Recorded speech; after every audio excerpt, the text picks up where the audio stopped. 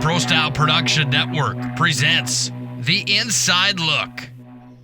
It's the Inside Look podcast, episode number 10, with a local legend and a Hall of Famer, Mr. Scott Kittell, gentleman that I've looked up to for quite a while. Scotty, first of all, thanks for some time today. How are things going? Oh, everything's going quite well, despite this current situation that we're under, Nick. Just as you are, I am.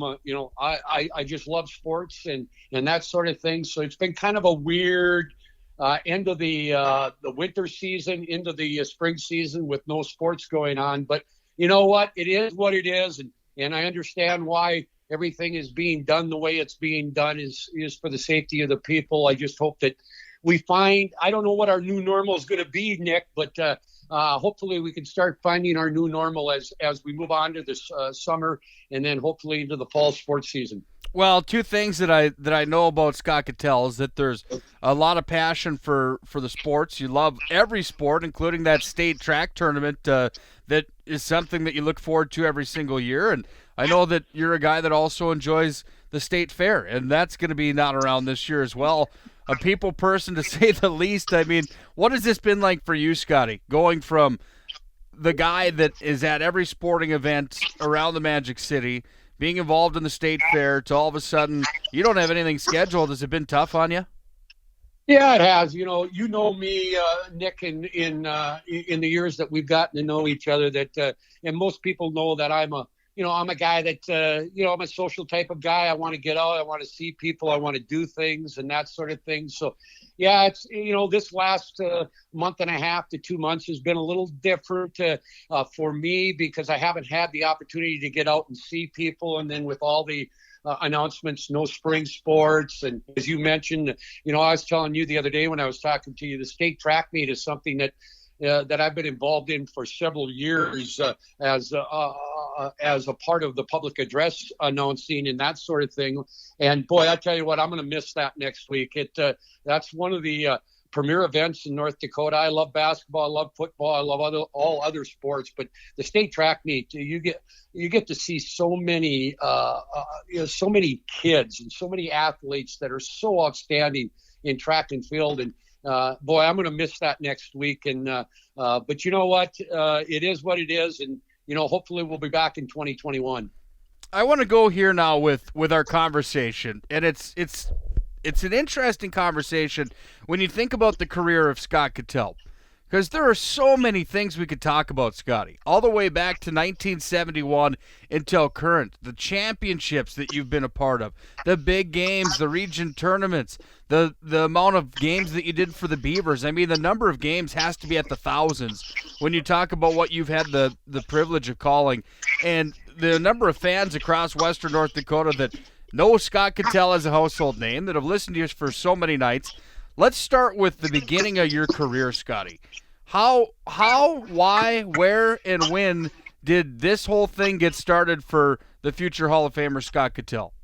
Well, Nick, I guess I got to go back a little bit to when I was growing up. I think most people know that have been around Minot, and they remember Russ Smith. He was kind of my protege. He was kind of my mentor. He was kind of the guy that, grew me into the business. And I remember back in the early days, when I was 10 to 12 years old, I would travel with Russ to games, and I would keep his scorebook and that sort of thing. And then he'd let me get on the air and do halftime stats and final stats and that sort of thing. And that's where I first fell in love with the broadcasting end of it. And then once I got into the high school, and Nick, I wasn't what you would call a Hall of Famer or an outstanding athlete. I played some baseball, I played some basketball, I played some football up until the point I knew I wasn't, big enough to play football. And so I knew I wasn't going to make my place in life being an athlete, but I still wanted to stay around athletics. And in my junior year in 1973, Russ came to me, and KXMC and KCJB at that time came to me and said, "Hey, do you want to do some part-time work?" And basically all I did is I be there at nights on sports nights, and I'd take scores in and relay those to Russ and that sort of thing. So that's where my first love started for wanting to stay around athletes and coaches and players and young people. And I guess it just involved from that. Just to take it a little bit farther, I remember after graduating from high school in 75, Mr. Rod Romine, who was one general manager at KCJB, came to me one day at work. I was still working part-time at the stations, both radio and television. And he says, hey, if you go to broadcasting school and get that done, we will guarantee you a full-time job when you came back. And I went to one semester back in that days. That was a long time ago. One quarter, of college at Minot State. I enjoyed my quarter there, but like I told my mom and dad at the time, you know what? If you're going to spend money for me to do what I want to do, I got this opportunity to go to Minneapolis and Brown Institute. I took that chance, and that's where it all started. I came back February of 1976, April of 76, and that full-time job was there, and I guess we're here where we are today. The rest is history. There's so much history there, Scotty. I mean, when you touch on the 70s and the athletics back then, do you have some stuff that comes to mind about the start of your career and what it was like breaking into the business and calling some games and having the opportunity to be a part of some big games? What were those big games back then? Well, in the 70s, and the first two I'm going to talk about are not actually, the first one I'm going to talk about, Nick, I wasn't really involved in the broadcast end of it. I was helping out again, keeping scorebooks, that sort of thing for Russ, but it was 1971. I know a lot of people in the Minot area remember that. 1971, Minot High won the state championship in Class A basketball at the Bismarck Civic Center on a last-second shot by then sophomore Wayne Whitty, who I know everybody in Minot knows. And the intriguing part about that story is I was at the Civic Center, so I saw the shot, but a lot of people around Western North Dakota never saw the shot because the television portion of the broadcast was in a commercial at that time. So that was kind of the intriguing thing, and that really that was really a fun thing to be around because I was a sophomore I was a eighth grader in school, and I looked up to those people. My brother was involved with that. He was a little bit older than me, so I got to know some of those kids, and those are the kids I kind of looked up to. So the 71 I remember, but the one I remember from the 70s the best is in 1973. I'm a sophomore in high school. And I'm working the game with Russ. I'm doing some halftime stats and that sort of thing. It's against Fort Yates, and it's the state championship game. Minot High is up by 8 with 45 seconds to play. Looks like we're going to win a state title. And a last-second shot by a guy by the name of Wyman Archambault for Fort Yates put the game into overtime, and we ended up losing the game in 3 overtimes to Fort Yates. Again, that was another game that was at the Bismarck Civic Center. And I can remember I left the press box, I suppose with about 2 minutes left in the game. I said to Russ, hey, I want to be down there. I want to celebrate. I was a sophomore in high school. So, I thought it was a big thing for me and that sort of thing. And by the time I got from the press box, and if you remember, the press box at the Bismarck Civic Center was way up on top, not like it is today. So I make my way down to the floor, and by the time I get down to the floor, the game is tied and going into overtime. And I never made it back to the press box. I sat on the sidelines and watched the rest of the game. So that's something I remember there. Again, I didn't have the broadcast of that game. My first actual broadcast of a game was in 1978, and it was a Class B state tournament. Delax Burlington was playing in it. I thought it was the championship game, but looking back, it wasn't. But that was my first taste of being alone on the air. Was in 1978. Russ was doing some television stuff at that time, so he threw me into the fire, and that's when it started back in 1978. From that time, Scotty, how many? I mean, we could go for days on end talking stories and sharing the memories that you have. So let's do this. 1980s. After your career starts, is there anything in the 80s that stands off the paper to you as something that's really noteworthy in your career? Well, in the 80s, What I was doing in the early part of the 80s is I was working both television because at that time KCJB and KX were one in itself, and Russ was the sports director there, so he was doing television sportscast, and I would back him up at times when he was out doing a game or that sort of thing. And then I did some games and in that first part of the 80s from about 80 to 84, 85. And then after that, I made a career change. I did not leave the company, but I had an opportunity to move into sales and production. And I thought, you know what, I'm going to try it and see if I like it. Guess what, Nick? That only lasted about 2.5, 3 years because I wanted to get back into the on-air stuff. So after that 3-year hiatus from the on-air stuff, I got back into it. And then basically from that time on to the early 90s, I did games and I did a lot of television stuff. I'd go out and do stories and go out and interview coaches and players and that sort of thing. So there was both the television and the radio part of it that I did during the course of that time period. I also got the opportunity. I know you remember, you might be a little bit too young for it, but I think you remember the old Coach's Corner. It first started out at Town and Country and then moved to Charlie's. I had an opportunity to fill in for Russ on that sort of thing. So that's really from that 85 or 86 to the early 90s. I did games off and on, and then I do a lot of television sports and that sort of thing, and a lot of interviews and that sort of thing. So, I don't have a lot from the 80s. I remember some of the good Minot High basketball teams that we had, but I guess the most memories I have come from, after that little hiatus from their 90s all the way into the 2000s and up to present day.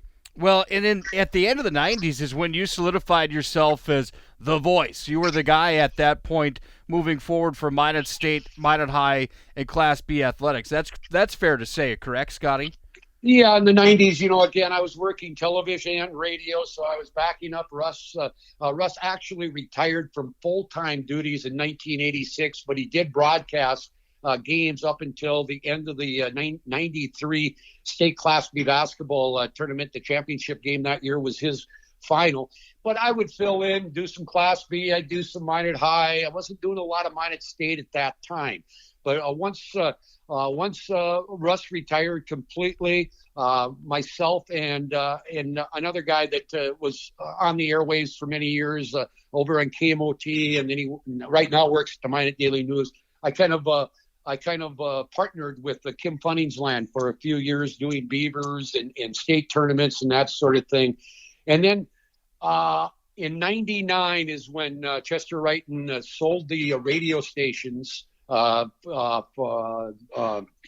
Clear Channel at that time. So TV and radio became separate. We were two separate companies.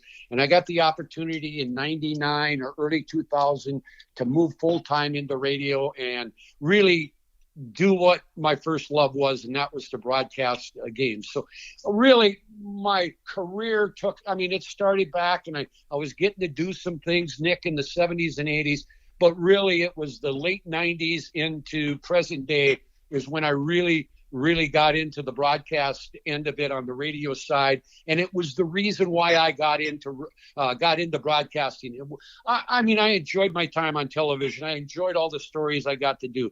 But my first love was radio, and my love was radio, and the first love was play-by-play broadcasting. And I got that opportunity in 99, and it just took off from there. Russ Smith had to have been a great mentor for you. Touch on your relationship with him, Scotty. What was it like learning from one of the best in history in North Dakota? I'll tell you what, I owe everything, success that I've had in my career, I owe to Russ. Russ was a mentor to me. He took me under his wing. He didn't have to carry me across the state of North Dakota in winter storms to the Stanley Holiday Basketball Tournament back in the day. But he did. He mentored me. He took me, by the side, or took me by the wings and said, "Hey, I'm going to show you how to do it." And I have so many people still to this day that say, "You sound so much like Russ." Russ taught me how to do it. I mean, everybody, Nick, I know it, you know it. Everybody's got their own way of doing it, right? And I learned it from Russ, and I guess I haven't deviated from that from day one. But Russ Smith, I don't have. I can't say enough about what the man did for me. He's the reason why I've had this career in the broadcasting business, and rest in peace, Russ. You were a great mentor, and you know what? He was also a great friend.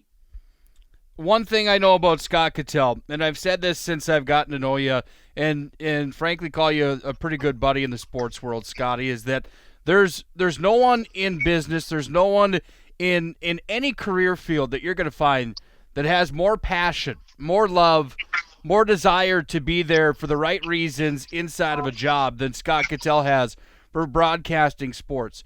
Where does that come from, Scott? Where does that drive come from? Well, it comes from my love of sports. It also comes from, as I mentioned, we talked about Russ, but it came from my mom and dad and the way I was brought up, that if you're going to do something, do it the right way, and do it the right way every time, and put 100% of your energy. I mean, there was times, Nick, and I know you see that in your career. There's times, I've got to go do this game tonight. I don't feel good. I got a little bit of a cold, that sort of thing. And, but you got to push yourself to go, because you know what? This is why you do what you do. And if you can't put 100% into it and be prepared in what you're doing, then you shouldn't be doing it. Find something else that you do. And that's where it all comes from with me, Nick. Minot State football, Minot High football, Minot State basketball, Minot High basketball, Region 6 Class B games of the week, across the board. You really put this gear into overdrive. Late 90s, early 2000s, all the way up until just right now when we're talking. In that amount of time, is there some games and tournaments and players and memories that you have that come to mind as some of the best, or some of the things that you like to talk about, some go-to stories that you share with people when they ask you about your career? Well, I'll tell you what, yeah, there is. And I wrote some down, and I'm just going to throw them out. If I get too wordy here, just let me know, Nick. But the stage is yours. Scotty, these are the stories that people want to hear, man. You've been the voice of the Magic City for years, man. You go ahead. I remember one game in the 90s that really sticks out to me. It was a Minot High basketball game in the state tournament, opening round. It was Minot High against Valley City. And if anybody remembers, they had a pretty good player in Valley City at that time, and Jeff Boschee. He went on to play major college basketball. Now he's a college coach in NCAA Division II. He was a senior for Valley City, one of the more prolific scorers in the state of North Dakota. Went up against Minot High, and I had a conversation with Jeff Brandt. I think most people know who Jeff Brandt was. He was an outstanding player at Minot High, went on to UND and played some basketball, and then played his final year back here at Minot State. Anyway, I talked to Jeff yesterday because I wanted to get some information. They played in the first round. Jeff was a junior that year. Boschee was a senior, and it was Jeff Brandt against Jeff Boschee. And Boschee got the better of Jeff in that ball game. He put 40 up against Minot High, and it wasn't all Jeff Brandt guarding him, but the talk going into that tournament, this is Boschee against Brandt, and Boschee won that one. But Jeff Brandt turned around the next year, and Minot High, if you remember, in '99. Went wire to wire and won a state championship. A lot of those kids went on to play college basketball. Steve Grabowski, who now is at the University of Utah, or at Utah State with Craig Smith, doing some coaching, that sort of thing. So I remember that 98, and then I remember the run that Minot High made in 99 with a group of kids that were just absolutely fabulous. As we get to the 2000s, the one Class B game in the 2000s, now I'm talking 2000 to 2009, was the 2005 state championship game at the MSU Dome. It was New Rockford Cheyenne against Bottineau. I had a chance to call that one. It went 2 overtimes. Tyler Cook, who now coaches at New Rockford Cheyenne, was the point guard. And I can't remember some of the other kids' names, but Bottineau kind of led the entire game. New Rockford Cheyenne hits buzzer beaters at both the end of regulation and at the end of the first overtime to send games into the first overtime and then the second overtime. and New Rockford Cheyenne finally won the game in double overtime, 67-65. That was really the first one that I remember on the Class B side that, boy, I tell you what, do I get paid for this job? That was a lot of fun. I have to ask you real quick, where does the State B rank on your list of favorites of sports to call?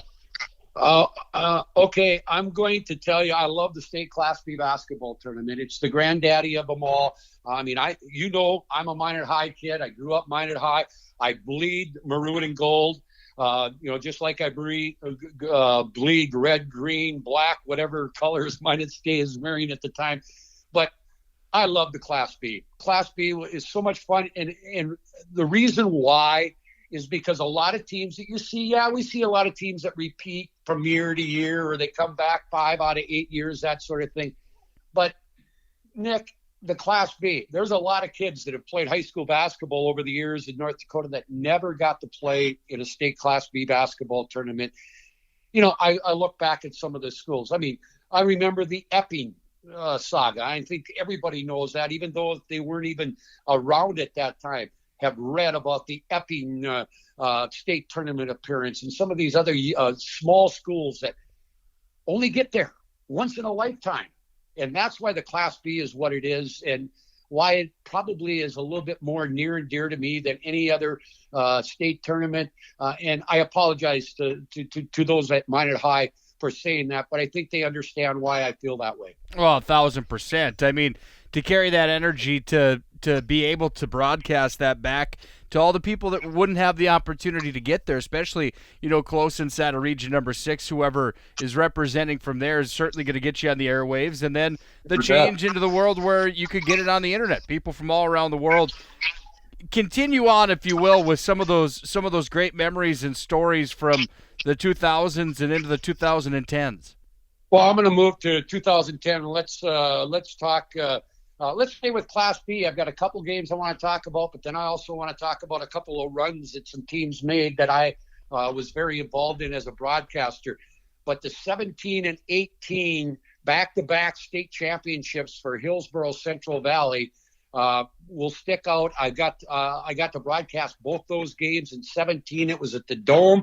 Hillsborough Central Valley's Kyle Henningsgaard. I think most people would remember that name. His little brother just graduated from Hillsborough Central Valley. He hits a shot, and for those of you who know the Dome, hits a shot from the right corner on the north side at the buzzer to beat Four Winds Minnewacan 63-60. I got to call that game. And then the following year, if you remember, Hillsborough Central Valley, going for their second in a row, beats Bishop Ryan on a buzzer beater from the left side of the gymnasium by Ryan Truckgruben, who was not one of the big scorers for Hillsborough Central Valley, but they beat Ryan 73-71. Those two games really stick out to me as a broadcaster as games that went right down to the wire. And, somebody's got to win, somebody's got to lose. But, boy, I remember those four teams, those two Hillsborough Central Valley teams, the Bishop Ryan team. You remember it was Ben Bull and Mason Kramer and Austin Vetter. That's a lot of fun. And that's what makes being in the business so much fun, is to be able to do those kind of games for young people. Now I'm going to move to Class A. I had the opportunity, and it's only been done once before in the history of North Dakota Class A basketball, when a team has gone back to back to back in Class A basketball. And I was the voice of the Magi in 15, 16, and 17 when they went back to back to back. And, that's not easy to do on any level, Nick. You know that. That was a very, very special group of kids all the way through 15, 16, and 17. Well coached by Dean Winchesky, Brian Hornecker. But to do something like that in North Dakota basketball, as I mentioned, only the second time it had ever been done, that was a real treat for me, and something that I'll never, ever, ever forget as I move on into later life. That was a lot of fun. I know what it was like for me to call Minot High winning the state championship in boys hockey in 2015, being an alumni of Minot High and a hockey player and all that sort of stuff. what was your feeling like when they won number one? That obviously you've been a part to Minot High winning more championships besides just the 3 that they had there, because they've got more championships than anybody else in North Dakota history. What was your feeling when they won that first one, Scotty? What was the adrenaline like? What were the emotions like being able to call Minot High winning a state championship basketball game? It was elation. It was also kind of relief, because they had gone through some times, not that they weren't making state tournaments and that sort of thing, but they went through a time when they, maybe the talent level wasn't as good as it had been, but to have them win that game in 15, or that state championship in 15, it was. I describe it as for me to be a part of it as a broadcaster, a small part of it, but I took it on, or I took the feeling, maybe selfishly, this was fun. I was part of it. You know what I'm saying, Nick, because you get so involved with the kids and the coaches, and you see that on the hockey end of it. It was just, it was elation. I was very happy for them, and not knowing what was going to happen the next 2 years just made it that much more satisfying as those next 2 years came through. When they win the second one on that stretch of 3, is the feeling the exact same? Is it a little bit better? Is it a little bit less? Where do they rank? And then all the way up till the third one, when they won the third one, it had to have been that same feeling as the first one times 10, because they three-peated, for God's sakes. You bet. The second one, you're happy. Okay, we did it again, that sort of thing. But going to the third one, because nobody had ever done it, only one other team had done it ever in the history of North Dakota basketball, I think the kids felt some pressure. They were a veteran group. A lot of those kids that played on the 15 team were sophomores and did play, a lot of minutes for them as they were sophomores and juniors.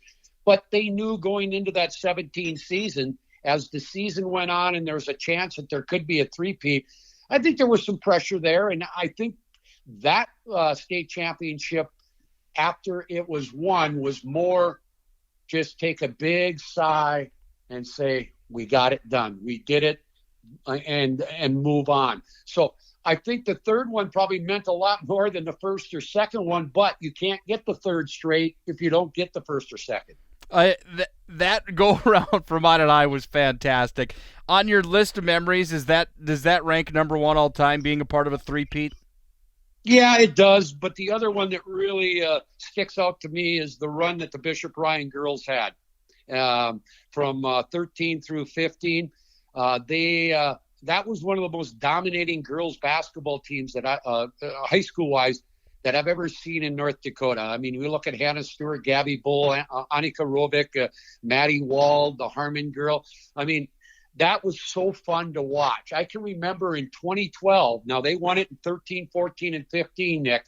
In 2012, they got beat late in their quarterfinal game against Linton, who ended up going to the state championship game that year and taking second place.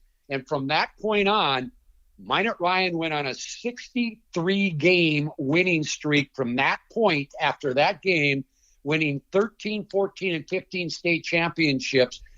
Their loss after 63 straight was to Fargo Shanley back in 2014. And no, it wasn't 2014. I can't remember the year, Nick, but it was number one in Class A against number one in Class B. The 63 straight game winning streak went down there. It's the longest one in North Dakota history. And their streak against Class B competition, what I could find was 83 straight. I think there were maybe 2 or 3 more wins before they finally did lose against the Class B. But no, number one would be the Minot High run, but number 2 would be the Bishop Ryan girls run from 13 through 15. We're never going to probably see anything like that ever again in any Class B, Class A, basketball, football. I don't think you'll see a run like that ever again. How did you go about picking these games that you were going to broadcast, Scott, when you were when you were at the radio station, because there's some really good basketball around the Magic City. Minot's a basketball town. You got a great Class A team. You've got a college team that has had some up and down success, and then Class B is huge. How would you go about picking the games that you were going to broadcast? Well, I tell you what. I mean, first and foremost, Minot State and Minot High ranked 1 and 2 on our list. Okay, if they had a game, we broadcast that game, that sort of thing. And it evolved as we got later down the road. We had more schools involved. At the time that I really got into the broadcast or the play-by-play end of it, Nick, we really basically had Bishop Ryan, Minot High, and Minot State in the right here in the vicinity here in Minot. Now you got our Redeemers, you got Nedros, you got South Prairie. We're not going to leave out the Surreys and the Delac Burlington. They're just on our doorstep, that sort of thing. But when we went to the Class B end of it, we tried to pick teams that or matchups that that were good teams that are going to play each other. Maybe the top teams in District 12 or Region 6, that sort of thing. And we'd like to get to different towns. We'd like, we didn't want to make, we're going to go to Velva and Delac, Burlington, and Surrey, and that's the only 3 that we're going to do. We wanted to get to the Mulhalls and the Towners and the Glenburns and I hope I don't forget anybody, the Kenmares. So we wanted to showcase pretty much the 60-mile radius north, south, east, and west of the Magic City. Moving on to the college game now, and your opportunity to call Minot State athletics and being the voice of the Beavers for so many years. Talk about that a little bit, what it's like. And I need to be careful how I say this here, with no disrespect to Minot State athletics. There's been some teams that have come through there that have had some pretty good runs, but for the most part in your time with Minot State, they haven't been the team that's on top of the ladder inside of the division or the conference. What's that been like being a part of Minot State athletics? I'm sure you have to be proud there, number one. But number two, sometimes those games might be a little bit lopsided. How do you take those on? Well, I'll tell you what, and I'll preface this by saying, Nick, is we had, and I'm going to talk about a couple of games here coming up here in just a bit. But back when we were at NEIA, we had a lot of success in football, got the playoffs. We're going to talk about some national basketball tournaments that I got an opportunity to broadcast in because the Beavers made it. But then when we made our transition to the NCAA and then moved into the Northern Sun Conference, we all knew. The administration knew it. The athletic department knew it. I knew it as a broadcaster. There was going to be some lean years just because you can't just make that move and go from being one of the top in the NEIA to being one of the top in the NCAA Division II. So, yes, there has been some growing pains, but I wouldn't take back any of those years that we were making our transition to Division II. I would not take any of that back. Yes, there was some peaks and there was some valleys, and there was probably more valleys than there was peaks at times. But at first, I was not for the NCAA Division II move, but I'm all for it now, and I understand why the university did what they did. It wasn't just for athletics. It was also for academics. And, Nick, you know as well as I do, I know you don't do a lot of college stuff other than maybe some hockey. The Northern Sun Intercollegiate Conference, I will say arguably, but I will be biased and said it's the number one conference in all of NCAA Division II athletics, up and down the board, from football to soccer to wrestling to basketball to baseball. You won't find a more competitive conference in all of the country. And yes, I'm biased because I'm involved with the NSIC, but the NSIC is one of the top conferences in all of NCAA Division II. You look at some of the schools, they're old North Central Conference teams that played against SU and UND back in the day, Mankato, St. Cloud, Duluth. So, yeah, we've had some lean years, we've had some valleys, that sort of thing. But those programs are on the right track, Nick, and they're getting better and better every year. I'm not saying we're going to win national titles in Division II, but we're going to get to the point where we're competitive with the best teams in the conference. It's always been interesting listening to Minot State football, for example, and listening to Scott Kittell at his purest form in the coach's corner, talking with whoever the head coach would be at the time, and that positivity that you would relay to that coach in the middle of that conversation, having to ask those tough questions. You know what I mean? After a big blowout or something, a week before. I think you can really take a lot of pride in that, Scotty, for your ability to be a guy at whatever venue you're at, to be able to be somebody that just puts a smile on people's faces. You see the bright side of everything, and it's fantastic to have a guy on your side like that. When you touch on that for just a little bit, where does that come from? Does Scotty Kittell ever have a bad day, or are you always in a good mood? No, I do have my bad days. You can just ask my family; they'll let you know, or some of my friends. Yeah, no, but the big thing is that sometimes we as broadcasters, Nick, and I think you find yourself sometimes doing that it's all about winning. Yeah, it is. You go out there to play. If it's hockey, if the Magicians are going to play the Demons, or if Minot State's playing Mary or whatever, yes, you want to win. The ultimate goal is to win the game. But sometimes we lose our perspective of it's not all about winning. It's about the kids. It's about the program. It's about the university. It's about all of that. And sometimes I think we as broadcasters, and also fans, there's fans are rabid. Fans want to win. But sometimes you just got to take that step back and say, understand the reason why you are here. Be it me as a broadcaster, you as a fan, you as a coach, you as a player. Make sure you put in perspective what the big picture is. Yes, we all want to win championships, but you know what? Not everybody can, and not everybody will. But if you can be a better person, or you can see a kid or a coach or a player 10 years down the road, successful in business and has a family and some kids and doing the things, that's what's more important than the wins and the losses. It's about the success they have after they get off the court or the field or the rink or whatever. That's why people love you, Scotty. Amen to that. In your time with the Beavers, let's touch on some of those memories and the great ones right now. What comes to mind? Is it football? Is it basketball? Baseball? Where's it at with the Beavers? Well, it's basically basketball. We had some good runs back in the years, in our final NEIA years when Paul Rudolph was our head coach. We got to go to some national playoffs a couple of years, and then we made the transition to Division II. Baseball. They've made a great run over the last couple of years. They won an NSIC championship. Unfortunately, they did not get to play this spring. But when I come back to it, it all comes back to basketball. I had the opportunity to work for several years with two of my, my favorite and two coaches that I really respect a lot to this day on the men's and women's side.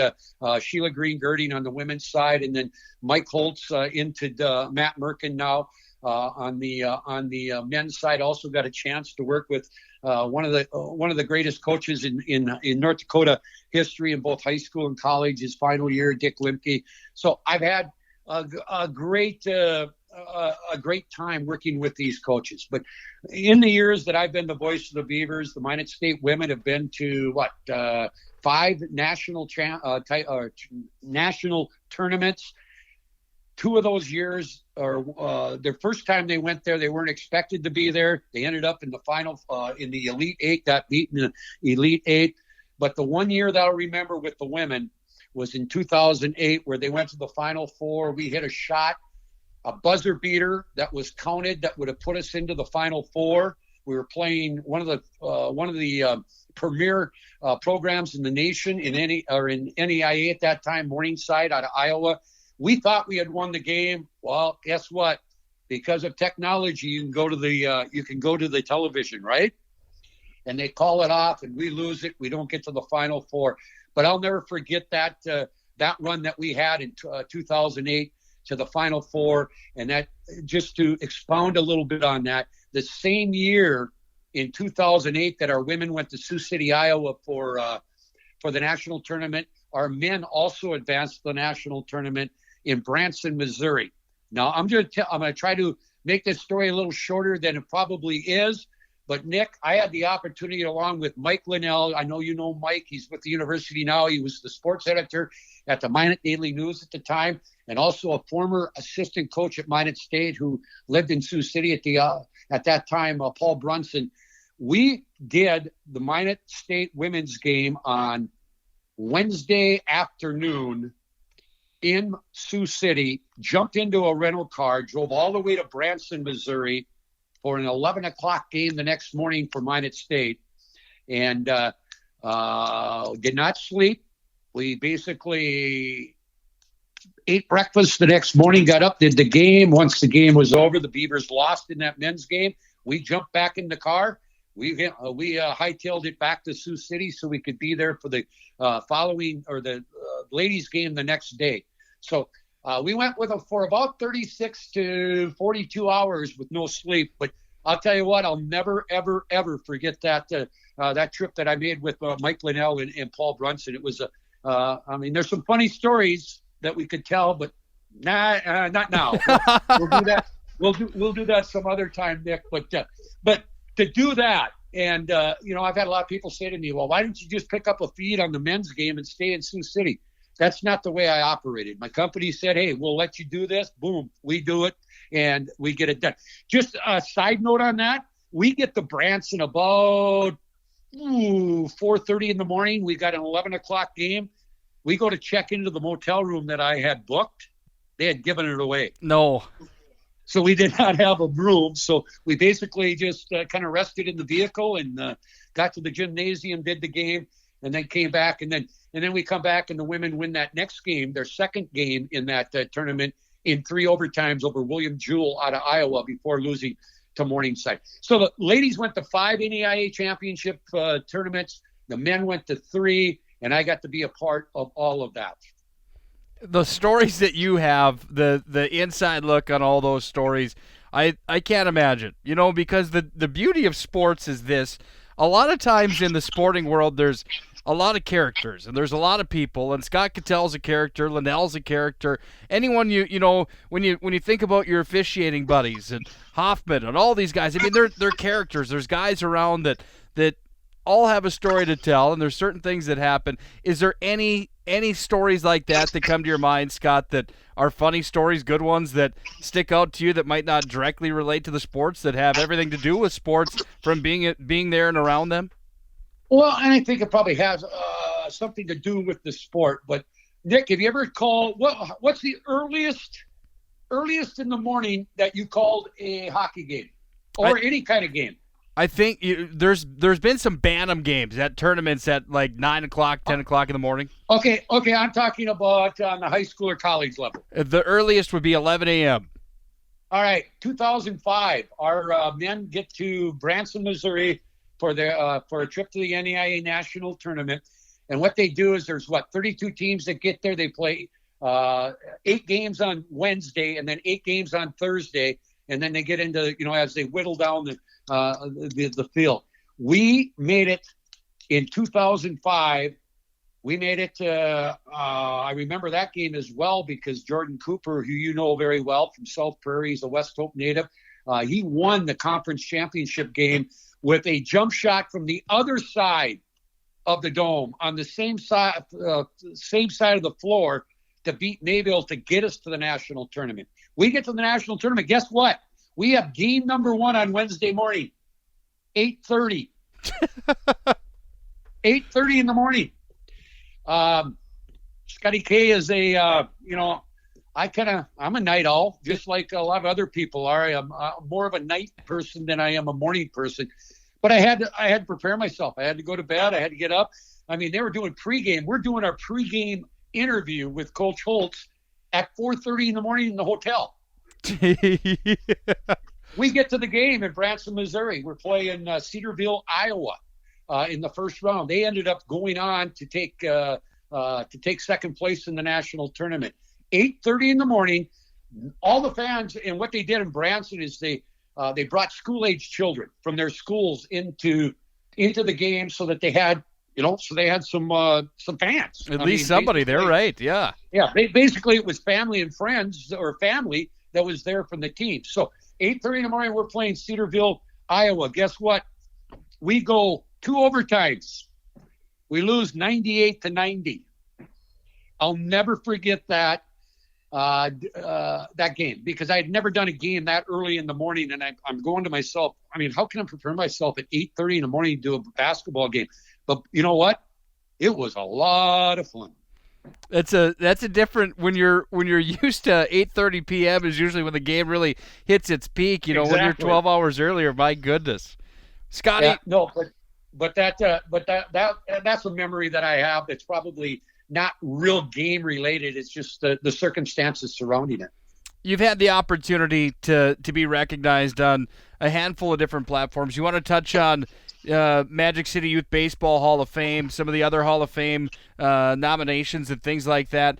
How much does that mean to you, Scotty, to be recognized for the hard work that you've done over this amount of time, and being a guy that people have relied on to carry that content and deliver those games they can't make it to?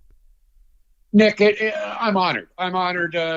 This past summer I was elected to the Magic City Youth Baseball Hall of Fame, not as a player, by the way, but as somebody that's been around the program. I was told that when I got the call saying that you were in the Hall of Fame, but it's not because of your athletic ability. That's what they told me anyway. Anyway, no, I'm proud, but I'm proud that they recognize all the hard work that I've done, maybe behind the scenes for youth baseball here in Minot. I'm a huge baseball fan. I went through their programs growing up, that sort of thing. So it's a real honor. But, Nick, I'm not in this business. I don't do what I do for youth baseball or any other organization for awards. And, whatever comes. I could be proud of myself and what I've done without those awards. But you know what? It's really, really makes me proud that other people recognize the things that you're doing and want to honor you for them. So, it's a win-win situation for me. I don't do what I do for the awards, but you know what? It feels good. It should. And you should take a lot of pride in a career that you've had, which leads me to the next thing. When does Scott Kittell, I mean, you're not a spring chicken anymore, Scotty, but you've got plenty of years left.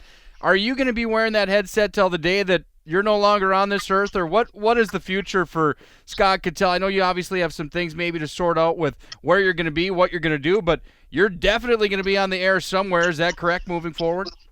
Yes, I will. I've got some irons in the fire, as we've talked before, Nick. Like I say, I'm not a guy that can just sit around and do nothing. I still love the sport. I still think I'm capable of doing it at the pace it needs to be done.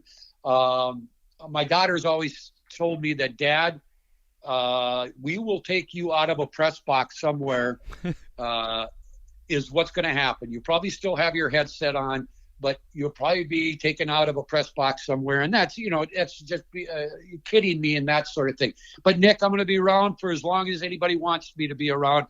I enjoy it. I enjoyed all the games I've gotten to do. I've enjoyed the players and the coaches that I've had an opportunity to broadcast for and to get to know. And that was one of the things with the Minot State deal, is because I travel with them on basketball. I'm on the bus. I'm traveling with them, so I get to meet these young student athletes as more of an athlete and more of a person. And I've gotten so many friendships over the years of guys that I run into, or I can call, or converse back and forth with me. That's one of the things I'll remember the most. Yes, I'm going to remember the good times and the wins and some of the games that we have talked about, Nick. But the one thing I will never, ever, ever forget is the relationships that I've built over the years with administrators, with coaches, with players, with fans, with parents. That is something I will never, ever forget, and I will never, ever, never forget, and never, you know what I'm saying? Never take it for granted. 100%. It will always be a part of me, and I'll never forget those relationships that I've built over the years. It's been a great career for you, Scotty. It's been a fantastic job that's been well done from start to finish. All the way back to 1971 when you started helping Russ Smith out until just this last year with calling Minot State basketball, Minot High basketball. it's been fun to get to know you on a personal level. I've enjoyed listening to those games for many years, like so many other people in the Magic City and across Western North Dakota. Did we leave anything out, Scotty? Is there anything that we want to cover before we put a cap on this and I ask your final question? No, I mean, there's probably other things that we could talk about.